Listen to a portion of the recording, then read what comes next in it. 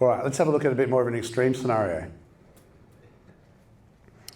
So this is in the King Air, back when I was in care flight, and this was doing what's called a P1 pickup in Maningrida. A P1's a life and death pickup, essentially. It's like, get out there as quick as you can.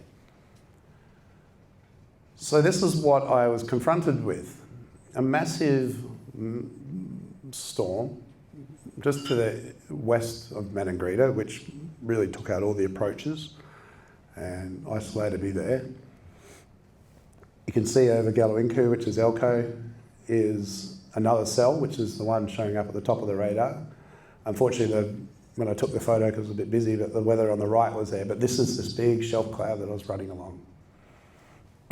Now, they talk about commercial pressures, and those that have heard me sort of talk about this before, there's no better commercial pressure than someone dying and I have to get on the ground to help them, all right? But one of the things we really drummed into at Care Flight is their emergency is exactly that. It's their emergency, it's not my emergency. I'll do my best to get there, but if I can't make it, I can't make it, all right? So if you've got people that just want to get back home, it doesn't even equate to a P1, does it, all right? It's not that important. It's a pain in the neck. It's inconvenient, might cost a bit, but we can only do so much. Safety first.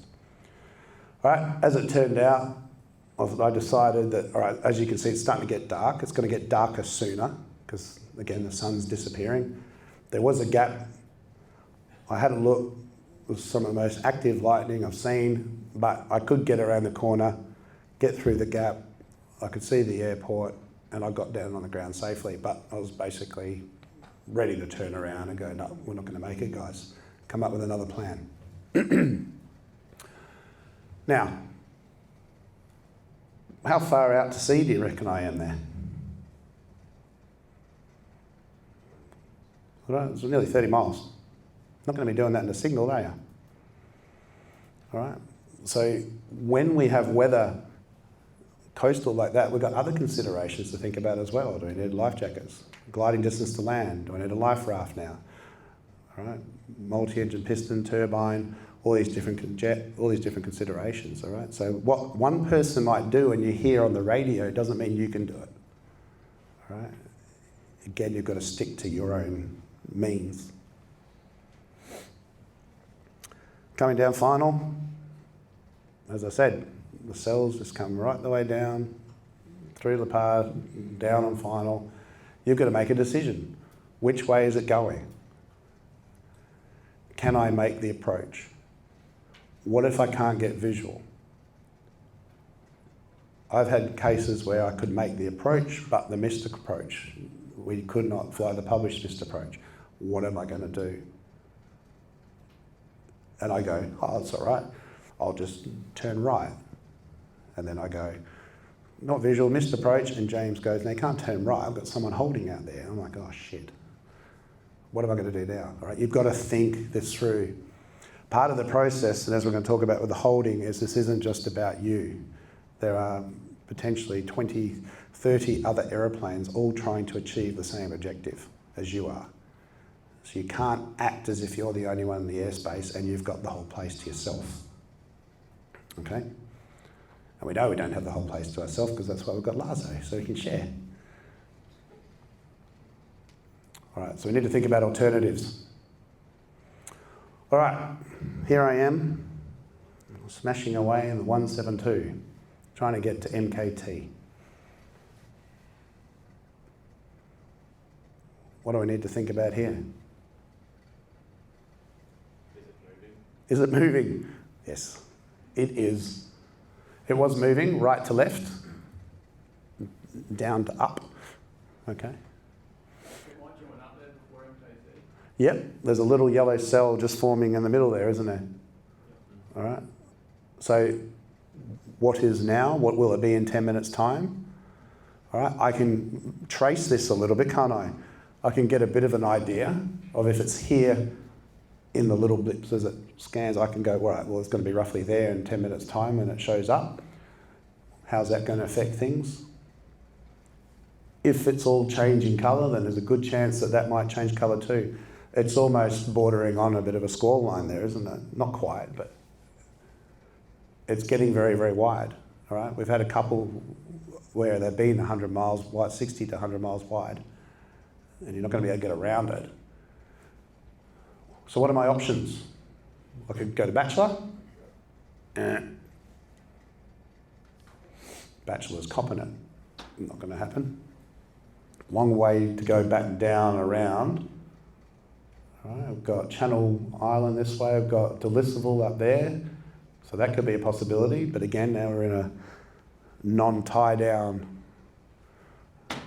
airstrip. All right, so if we do get caught in bad weather, we're not going to be able to secure the aircraft.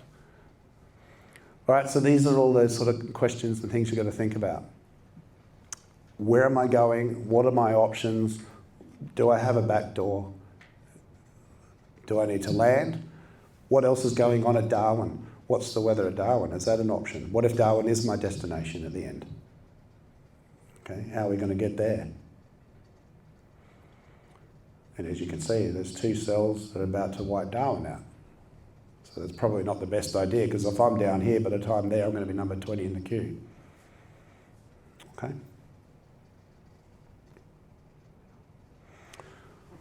All right, strip use. So what are some of the issues with wet runways? Sorry?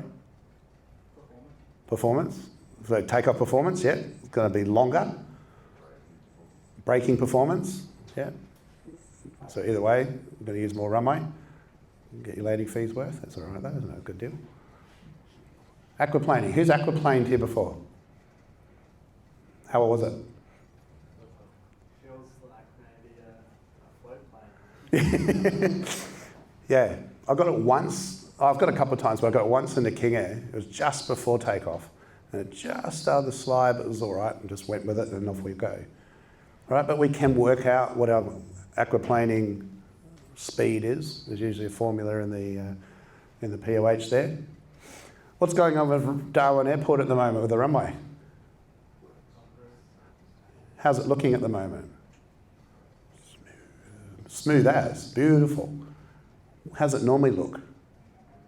It's normally got those big concrete cutter lines on it, hasn't it? Why do they put those in? Wick away the moisture, get away the rain. So I don't think that's happening till the end of the wet season, from memory, from the works plan. Next year. Yeah, it's not happening till next year. So aquaplaning, hydroplaning at Darwin Airport, get your cameras out, get ready, because there will be some instances, so you need to be careful. So if we're landing on a wet runway, how are we going to help combat this?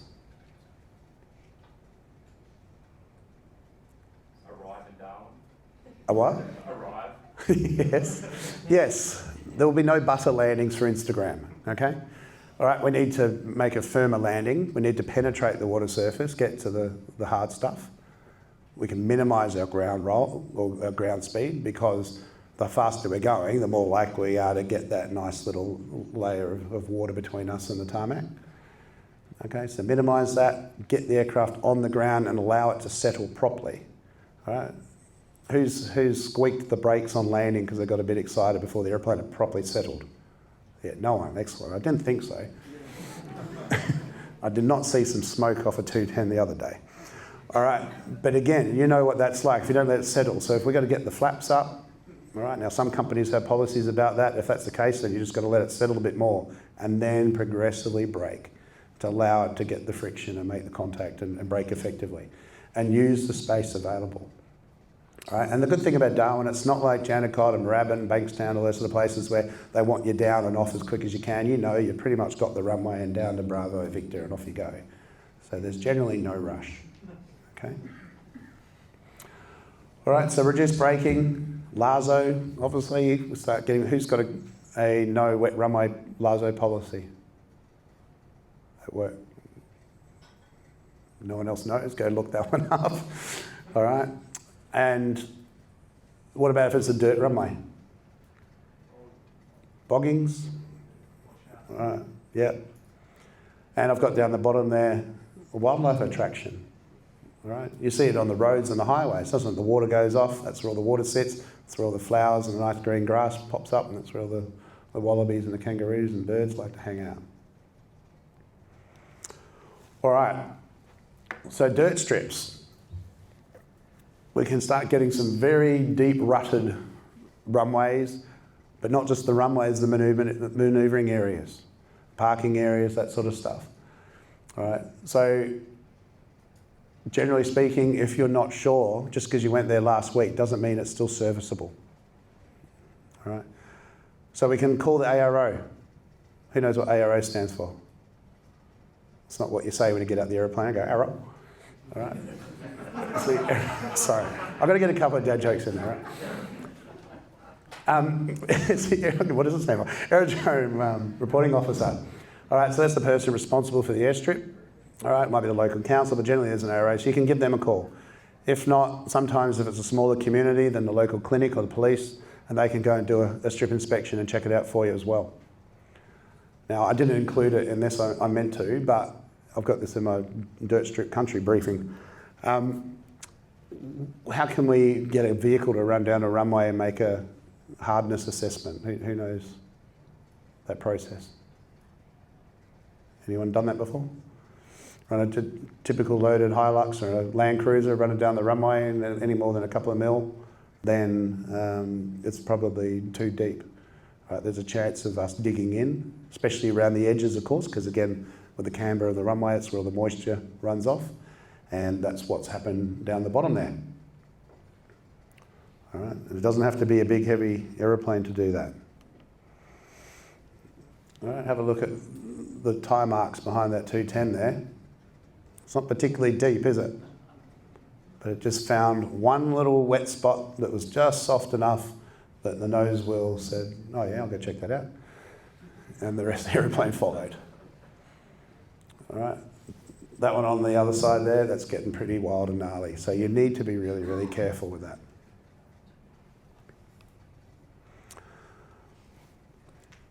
The other things we need to be mindful of, again, because of the localised weather, we don't have AWISs. We probably only have one windsock.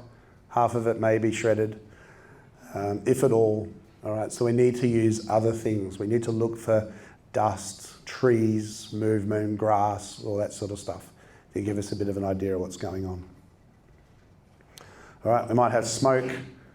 We can use the GPS for a track versus heading, all that sort of thing to give us an idea of what's going on as well. So we can pick up the wind and the changes. I know if you've been flying the wet season, you know, in the circuit, it's pretty wild. Usually 300 to 400 feet could be a completely different wind. Okay, so again, you're going to have to educate yourself and maybe do a bit of a strip inspection and check everything out first before you commit to a landing, if you do at all. All right, flooding. Who knows what that is? Not you. Yep. Daly River Mission, yeah. All right, so this is the high school. This is the clinic down here. And this is where all the crocodiles swim in between people's houses. All right, so Daly River floods every year, pretty much, hands down. Doesn't really need to be that crazy that at some point it will flood. The runway floods. Again, not really an aerodrome that puts out NOTAMs and all that sort of stuff. Okay, so obviously everyone shares information and says, hey, went to Daly River this morning and you can't get in. Word will generally spread. There is a ARO that looks after that, and they will generally email operators as well and let everybody know that sort of stuff. But again, a good indication. You can see the wetlands and everything else, that just goes right the way through, completely moist. All right, Darwin operations. I'm not going to tell you how to read a TAF. I'm not going to tell you all the basic stuff, but again, if you've got any questions or you want to know, talk to your senior base or your HOFOs, or if you can't get access to anyone, get in touch with me, happy to help. All right, but from a thunderstorm perspective, the things that we need to be thinking about. So as we said, any thunderstorms will be included on the GAF. They will be reported and mentioned there. All right, the TAF, if there's weather. Now, I was at Darwin once, funny that, and I was looking just to the south over the city and there was a big thunderstorm. And I looked at the TAF, and it was Cav. So what's going on? Bomb drunk or what's? Why isn't it on the TAF? I can see it. It's huge. Outside 5 miles. Sorry? Outside 5 miles. Yeah. All right. Well, yeah, change to kilometres. 8.23 kilometres or something. All right, but yeah, the TAF will only include the thunderstorms if they're expecting it to affect the aerodrome. All right, and if one then pops up, it will only be included if it is going to impact the aerodrome. So earlier when we're talking about using GAFs and TAFs, what a lot of people do is just go check out the TAF. Yeah, Darwin's Cav, sweet, let's go. And then they go, oh crap, where'd that come from? All right, so remember the TAF is only for Darwin Airport. It's not for Bynoe Harbour. It's not for MKT. It's not going to necessarily include weather that's coming unless they're expecting it to reach the airport. All right, who's looked up a SIG weather report or a SIGMET? All right, they actually can become quite informative, more of a flight level thing, generally speaking, sure. But if there's a SIGMET in the area or a SIG weather alert for Darwin, pull it up, especially if you've got AvPlan or AvWorks, something like that, just click on the left-hand side, there's a little squiggly line, and it'll show you exactly where they are. It graphs them, you don't have to plot any lats and longs. It's really easy. And it will show you what's going on. And even if it's upper level, it'll give you maybe a bit of an idea of what's going down lower. All right, and then AirMets, so someone might have reported something, and SIGMETs, if weather's suddenly changed, again, I've got it at the bottom there. If very conditions happen, then a SIGMET will come out as well. So start paying attention to those. If you're flying nearby and you hear Brisbane Centre say that a SIGMET's been issued for X destination, either look it up on your iPad or say, could you read it out to me? All right. We don't have to do that so much now because we've got iPads and we can pull it up. But if you haven't got you still have Optus or Vodafone or something, then you might need to ask them.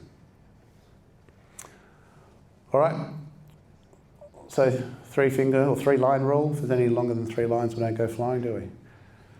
All right, but it looks nasty and scary, but you know, it's not necessarily that bad. But like I said, so between 0400 and 0900, we've got tempo. What's happening outside that period?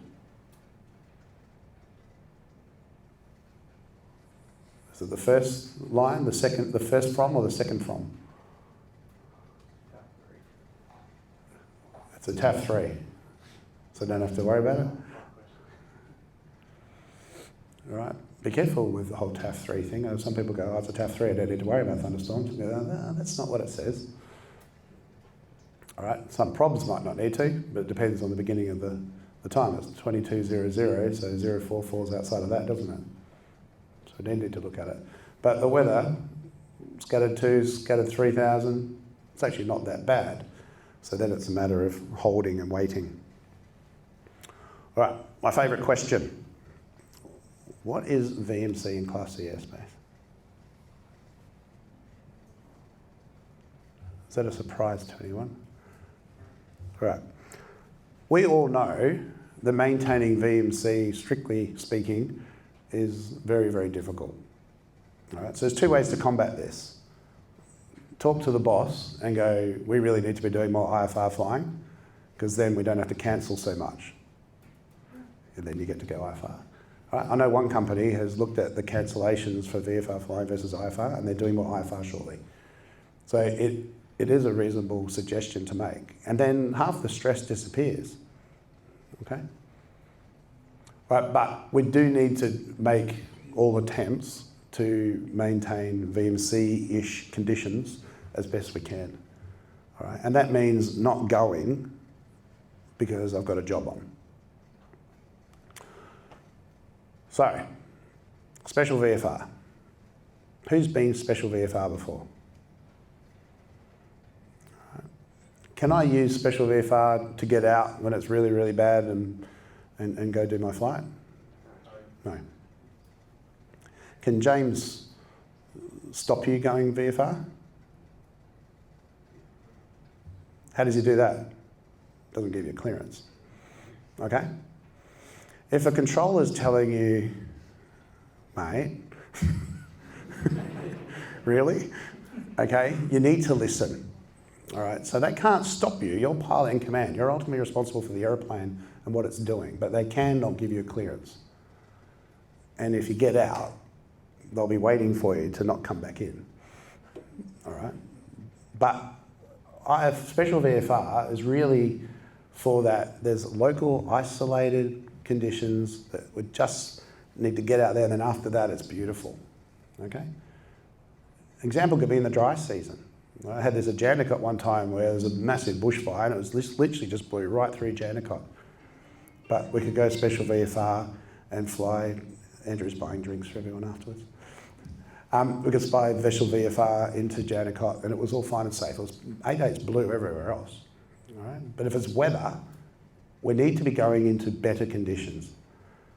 Now, 1,600 metres viz VFR, who's actually done that? How far is that? All right, it's nothing. All right, I keep getting people telling me it's VMC, 5,000 metres viz. And I go, that's 3 miles. So that's, like I said, if you were to go to 3 miles, you can see to the centre of the runway and nothing on the other side of it.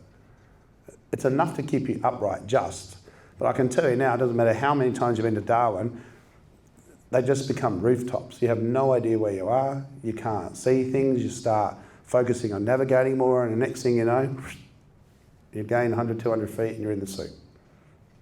All right, so it has its place, but it needs to be used sensibly. How are we going? Would we like a bit of a break? A quick stretch, and then we'll get into the final Darwin segment, or you're all happy to continue? Having fun? We're learning? We're going okay? All right. Good. All right. Holding. Sorry. Wrong slide. There we go. Okay.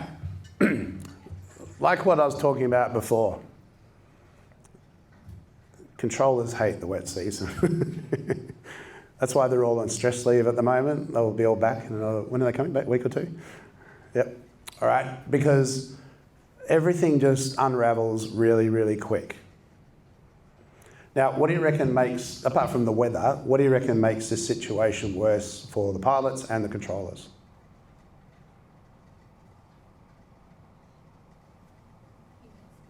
Inexperience. People who don't know what they're doing, people who are pushing too far beyond their means, people who don't know where to go, how to comply, how to follow instructions, do what the controllers say. All right? Everybody knows that if you sound confident on the radio, you're more likely to get really cool clearances than someone who's babbling across the radio and then they go hold short. All right? Because they're not confident that you're going to be able to do what needs to be done. So separation needs to be applied, potentially greater than normal. Approach paths plus missed approach paths need to be maintained in case the aircraft can't get in and land. All right? As I said to you before, there's aircraft holding. I've been holding over Snake Bay. Centre of the site, Darwin's not going to let you in, climb to 7,000, enter a hold, and we'll get back to you soon when you can keep going south. All right? So I'm not even in controlled airspace that I'm getting held. So one of those images is on 20 aircraft waiting. You can see, stop pointing because you can't see what I'm pointing at. All right, that one there, count, there's about 8 donuts there. All right, there's airplanes going back and forward here. Where are you going? I don't know, I'm going to go this way, we'll go that way. All right, plus you've got the airliners. We know that we've got 180 knots approach speeds plus the arrival time. All right, so all of this needs to be planned and managed. So we need to have an idea. Now, who flew during pitch black? All right. Who heard the term Mayday fuel? I'm sure Jane said it a few times, or I really need to land now, please. I don't want to say the M word. All right. So one of the questions that the controllers will then say is, what is your maximum time on station? So what does that mean? All right. It means how long can you stay where you are before you need to go somewhere else? And when I say somewhere else, I'm meaning potentially not Darwin. All right, so this is where fuel logs, fuel planning, fuel maintenance, discretionary fuel, additional fuel, all these sort of things come into play. If we're going to get to Channel Island, we need to have a bit of an idea on what it is we're going to be trying to do while we're waiting for this weather. So if we're going to say a 210, what do we burn an hour? 60 litres an hour, okay, just publish figures. Is that what we're going to burn while I'm holding? No. All right, but if I've got 80 litres of fuel on board, margin, how many minutes have I got? 80 plus, because I'll probably get it back to 45, 50 litres an hour. Okay, so there's an immediate answer that we can give really easily based on what our margins are. All right, but remember that fuel needs to get me to MKT or Bachelor or, again, delisable maybe. There's not many options. Depends where you're coming from. Might need to land back at Bathurst. All right, but if I land at Bathurst and use all my fuel, what am I going to do now? All right. It's expensive to chuck a couple of drums on the barge and get it over there, but there's no fuel. All right, scenario like this. We're holding, I'll just play it again. All right, holding up to the north. This big cell band is approaching the airport. Various aircraft in and out. Again, this isn't showing everybody, but showing enough.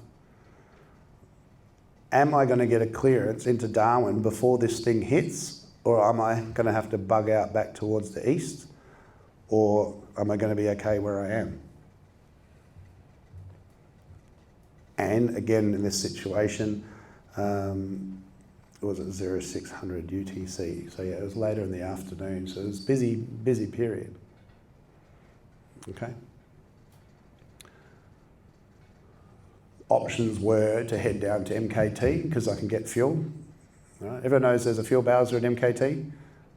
Avgas and turbine now. You can use credit card. Who can afford to fill up a caravan on their credit card though? That's the only problem. Need to get the boss to transfer some money. All right, but there is fuel available there. You don't need a special fuel card. All right. So again, you get the point. These are the things we need to consider.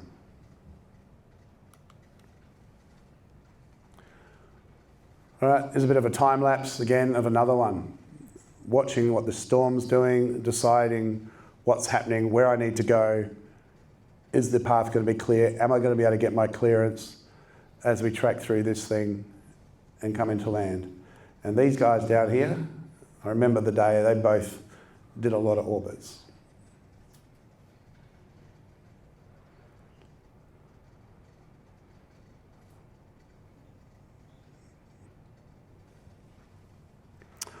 All right, so diverting considerations. Again, here's a good picture of the Adelaide River, the wetlands nice and wet, big weather coming up from the Jabberoo direction. So I just went through a few of them, but what are some of these diverting considerations? Fuel, availability. What if it is late in the day? What's behind me? Passengers, where am I going to put them? Is there accommodation options? Okay, this could be a deciding factor. Is there somewhere where I can get these people home? Have I got an IFR aeroplane in the company that can come and collect everybody when the weather settles down? All right, what else?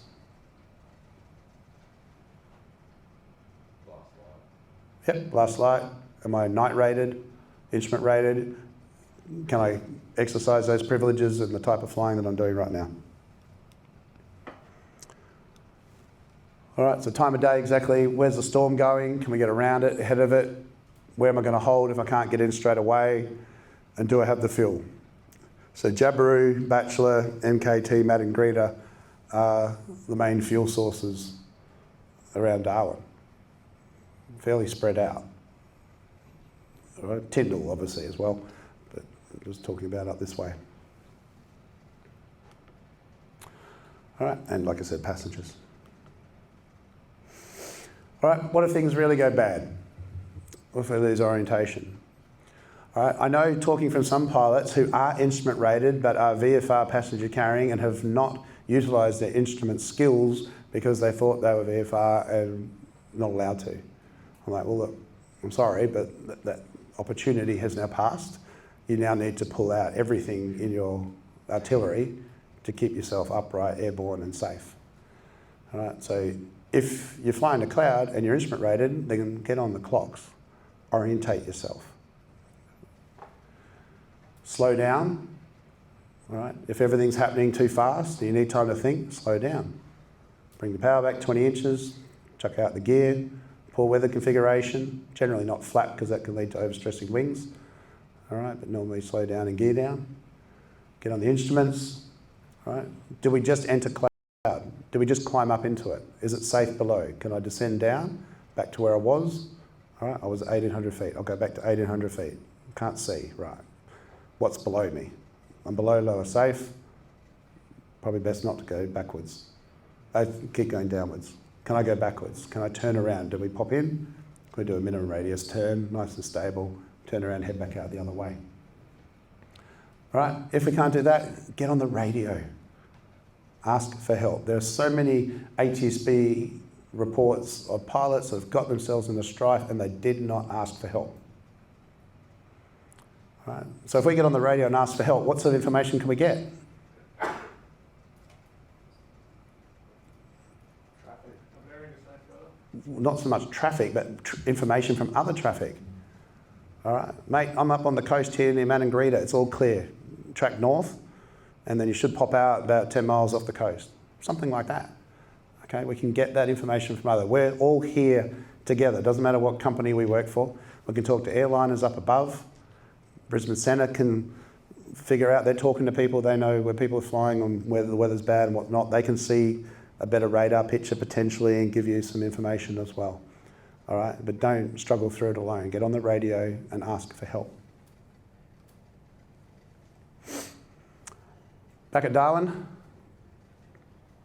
this is the thunderstorm alert. So this is the one on the top of the Viva truck stand. There's also one on the main apron for the east end of the airport. So white light flashes within 10 miles, and then when there's lightning observed at the airport within 5 miles, then the blue light starts flashing. And you need to consider, do I really need to be out here on the apron? Darwin has a lot of lightning. When you get used to something, tend to get a little bit complacent.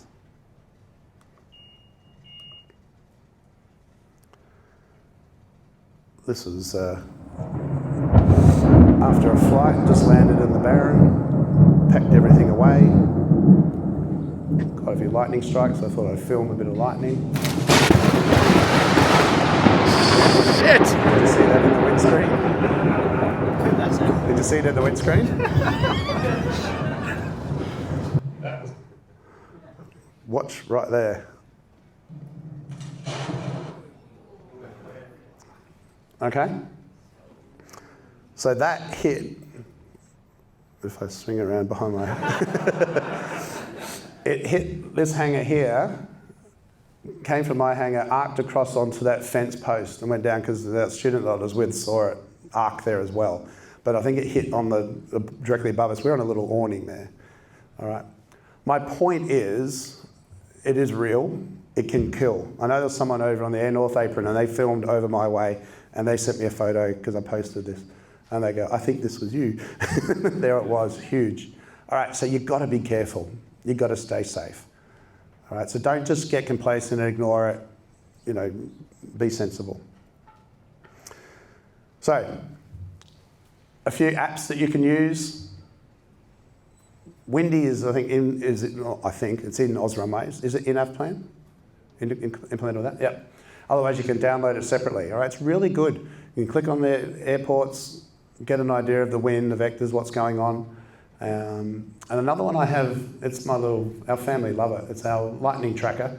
And you can set it to 20, 30 miles or whatever from where you are. And any lightning activity that goes off, you can do it every 30 minutes. Otherwise it gets a bit annoying, but I've got a lightning thunder crash noise. It always scares us and gets us excited. All right, but it's really helpful to know that there's activity in your local area. All right, that's a free version. And there's a paid version, but the free version is completely functional. All right, so there's just some tools that'll help you. And of course, for other absolutely amazing, awesome information, is the Flight Train Straight podcast. This is an interview I did with Harrison Burns Fab. Now, Harrison has commented on or participated in some of the CASA wet season seminars in the past, but I did a whole interview with him, and I have got a sort of video version of this on YouTube where I've put in some stuff, but otherwise have a listen to that one as well. Weather expert, he talks about everything there, and lots of good info in that one. All right, so in closing, before we go to questions, Frank Borman, astronaut on Apollo 8, said a superior pilot uses, I'm going to say their superior judgment to avoid situations which require the use of their superior skill. And that is ultimately what this is all about. All right, we're going to be moving towards loss of control and flight training and UPRT training very, very soon. The whole idea of that, advanced driving, all those sort of skills are to never use them. All right, we want to stay within our means, stay safe. Just because one aeroplane taxis out doesn't mean it's okay for you. You don't know if they're an idiot or not. You don't know their qualifications, the equipment they've got on board, where they're going, all that sort of stuff. All right. But the best thing is to work together, listen to your senior pilots, share information amongst each other. If you have a bit of a scary one, sit down, think about it, debrief.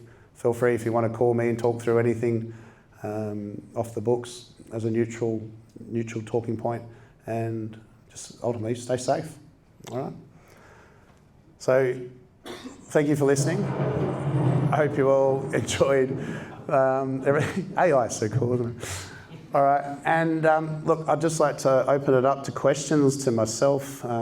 Again, James is here if you want to talk about things, and otherwise we'll wrap things up.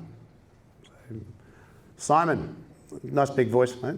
Yeah. This wet season, I'll be flying a little Cherokee IFR, and there's no radar. I'll be over island land, there's no internet. Is the rule of thumb to just say visual? It's not worth going in it to gap tracing better thunderstorms or anything? Yeah, great. So the question was, if there's no weather and everything else, just because you're IFR doesn't mean you're flying clouds or whatever. And the question is absolutely, sometimes as you can see with Hector and that, their remaining visual is 100% the IFR way. That's how you get there. Half the time the approach is occluded by storms, so you can't get through. And if you haven't got a way, like if I do IFR, IPC training and I'm in lap, some days I won't go flying because A, I don't have to, and B, I just don't have the equipment on board that doesn't have weather radar, whereas the other Barra and Ket that we had down at MKT did. So I could go flying more often. All right, so even I don't do it. I know commercial pressure is a little bit different, and that's why we talk about that. But just being aware of remaining visual gives you options. As soon as you go into cloud and you can't see, you're in for the ride. All right, and until it gets dark and rough and you're looking at your instruments and the ground bit's the wrong way up, you don't know what's going on until you know. Yeah, so really good question. So the best thing is to maintain that separation as best you can. If it's just nice, monsoonal, the weather's all clear on the radar before you go, then not a problem. It's just a wintry kind of down south day. Anyone else? If you're just looking at a tap, it says CV in the area. When do you make the decision, okay, the day's not good enough to go flying? Well, you need to use that in conjunction with the radar. Yeah. And depending on the time of day, what's going on, are you gumming or are you going? All right, so again, like I said, in the build-up, we'll send students for solo nav with inters or tempos because they're isolated in space and there's room and might be a little bit of holding, but it's okay. All right? Wouldn't do that down south at a lot of flight schools, but that's Darwin. All right, and it's perfectly safe to do it. They've got options, they're fully briefed and all that. So you can fly with thunderstorms, lightning's going on, it's all happening over there, and it's not affecting much out, and it's absolutely fine. It's just when it starts getting thicker and bigger, and this is the problem. And one thing I didn't talk about was the Berrimer line. Who knows what the Berrimer line is? All right, you're going to start seeing it soon. You'll see the storms coming from the southeast I talked about, and you go, oh, this is huge, and then it just goes poof, and disappears. And you go, what? So first things, why does that happen? Any clues? Could be. What about the sea breeze? Yeah, not quite. Think back to the three things we need. All right, moisture. Well, it'll be on the ground here at Darwin, sweating our butts off. You get in the aeroplane, climb up to 2,000 feet, and there's beautiful, clear, dry air coming in the air vent. All right, and it's that dry air. It comes through, it hits that dry air and goes, oh, I've just lost my third ingredient, and it just dissipates and disappears. It's quite amazing to watch. The problem is, though, you go, oh, it's not going to make it, and off we go, and go, oh, yep, right, this one did. And this is what can happen. So you've got to be careful, and this is where understanding the time of year and the atmosphere and all that, and if you're not sure, just wait. Might cost you 30 minutes, but so be it. But again, you can ask around as well. So yeah, look, it's hard to say, can I go, can't I go, because I need to be there with you and ultimately decide, which is a bit of a sitting on the fence answer, but you just need to use the information you can, talk to your senior pilots. And what you'll understand is none of your companies should be forcing you to do anything you want to, and they're all pretty much on board with this, that safety is absolute paramount. And so they will clear you to go flying and you go, yep, you're okay. There will be mentoring. Part of the problem is a lot of the senior pilots have left. So with the Part 119 training and checking stuff that's coming in, there's not a lot of senior pilots that have wet season experience to be qualified to fill those roles, which is why I'm getting dragged in, and other instructors and examiners that have got that experience are being brought back in to help share this experience and do line flying and sit next to you so you can make these decisions. Because ultimately that's what you have to do. You have to be faced with it and go, do I do left? Do I go right? Do I go back? Do I wait here? All right? And sometimes you'll make the right decision, sometimes you'll overreact. That's okay. Just depends. Anyone else? Any questions, ATC related for clearances, that sort of stuff? Yep. Just wondering what your thoughts are on the bomb weather radar app. Because I know you've seen they've got like 90% predictor as well. Yeah, look, it's funny, isn't it? Because sometimes it seems to hit the current and then it always seems to dissipate and disappear. I haven't seen it often where it kind of seems to hang around. So like, it's there, I use it, I have a look at it, I'll use that as a tool again, and compare it with everything else and see how it lines up. But again, we have to deal with the actual. So you just have to have a look at it and think about it and decide from there. Trent invited me here to speak a little bit and also just answer questions. And I'll just quickly introduce myself. My name is James Madden. I've been posted here for 3 years. I'm an approach supervisor, approach and clearance delivery rating. I think I've got a pretty decent handle on how the wet season works. I've got to admit, I've learned a lot about how the weather actually works up here though tonight, so thanks Trent for that. From our perspective, what we're looking for is you guys to help us help you. By show of hands, who has been to our facility? Okay, yeah, roughly half then. For those of you that haven't been, and specifically the approach room, we deal with airspace out to 40 miles Darwin, obviously from the base of CTA to 18,000 feet. All we have in terms of weather avoidance equipment is exactly what you have. We have 2 iPads hooked up to TVs with either Oz runways or the bomb radar, and that's it. We have no ability to overlay that onto our radar screens, and obviously you're well aware that those feeds are significantly delayed at some points, and the size and ferocity of the build up here means that we have no idea a storm exists, because those of you that have been through the facility know that the approach room has no windows and no cell service, so we have no idea what's going on, specifically outside of 7 miles, which is all the tower can see. So if we give you a vector or we give you tracking instructions that points you directly at a massive cell that you obviously can't fly through, please speak up. We're not doing that on purpose, we're not doing that with malicious intent. We're doing that for separation or sequencing issues. And if you can't accept that, we need to know from you as soon as possible so that we can come to another plan together. We constantly see people just blindly accept things and then 5, well, depending on how long they're travelling, 5-10 minutes later say, actually, yeah, this is not going to work, I need to go back where I came from. Well, that would have been helpful to know from our perspective so that we could get you on the ground quicker. The other point that I'd like to raise is we are there to help you. We're not evil people. I know there's a few rumours after Pitch Black and all that stuff that we're just doing around for you. I promise you we're not. We aren't trained to the standard that the civilian air traffic controllers are trained to. We constantly, like you guys, have an influx of new people every couple of months, and then the old people and experienced people leave. So we're constantly rebuilding our workforce. We're going through training constantly. It takes up to 3 to 4 months to rate a new tower or approach controller, so bear with them as they go through that training process. But we are there to help you.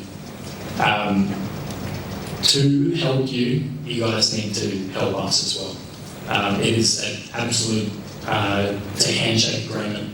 We need you guys to tell us what you can and can't do so that we can keep you guys safe. On a personal level, I know Trent had some stories before. I've got some stories as well. Not from Darwin specifically, but I lost my uncle and my cousin to a plane crash north of Brisbane in 2022 because the pilot decided to take them through an area of known convective activity and crash inside a hill. I take this stuff very seriously, and I want to stop other families and other pilots from going through what my family went through. And the best way we can do that is having these type of conversations. For those of you that haven't been through our facility, please find a way to get in touch. We are constantly open, with the exception of exercises, to bring people through so that you can see what we deal with. And likewise, we want to get controllers up to see how you guys operate. We've got nearly 40 controllers, and only 3 of them have CPL experience, and less than 10 of them have any flying experience at all. So we don't really know what's going on. We know how to do air traffic. We don't know how to fly an aircraft. So we need you guys to tell us how to help you. But that's given a rough overview. If you have any questions for me, please either let me know now or find me afterwards, or find a way to get my details. But yeah. Awesome. Thanks, James. Yeah, so I mentioned, it reminded me, there's one bit I've got to come back to, the Air North aircraft departing Kununurra, and I told you guys how you're going to handle that. So when you're in the passing bay, before you request onwards clearance or before you leave and go to the holding point report ready, you can see that weather out to the east. So it's quite common there might be a storm out there, and you'll get turn left 070 on 1 clear for takeoff, and you go, I can't. And you go, what the hell's going on? Well, these guys are idiots, right? Again, because they can't see, they're in a box, okay? And they'll pass on clearances and all that. Now remember, if you've been to the control centre, you know what goes on, that if you go, sorry, can I go right 120, Darwin Tower can only vector you left and right between 070 and 140 to the south, and then 320 to 250 going west. Anything outside of that, they've got to pick up the phone, call downstairs and sort it out. All right, so now you're on the runway obstructing potentially an approaching aircraft or holding up the queue. All right, so make sure you have a look at the radar, see what's going on. And again, if you've got Oz runways, it's so easy. Put your finger on there, you can work out the track and just tell them as you're taxiing, ground, can you just pass on it? I'm going to need something less than 050 left to avoid the cell over gunpoint. Thank you, yep, we'll pass it on. Then there's time to organise it, and you won't get on the runway until it's clear. All right. Having said that, if you have stuffed up, forgot about it, and you're on the runway and you can't go, well, then of course you don't. All right. And if it means someone's got to go around, well, so be it. Live and learn. Okay. But factor that in as well. The way we depart does need to change a little bit. The considerations need to change a bit. All right. Anything else? All right, I know some of you probably want to ask something but a bit shy. So look, I just want to thank you all for supporting me in this event. I think it's just fantastic. I'll be here for a bit to talk to. My voice has lasted, so I'm pretty happy about that. And yeah, James and I will be here to have a chat. Thanks again. I'll see you out in the apron, and until then, stay safe and remember the golden rule: aviate, navigate, communicate. Cheers, everyone.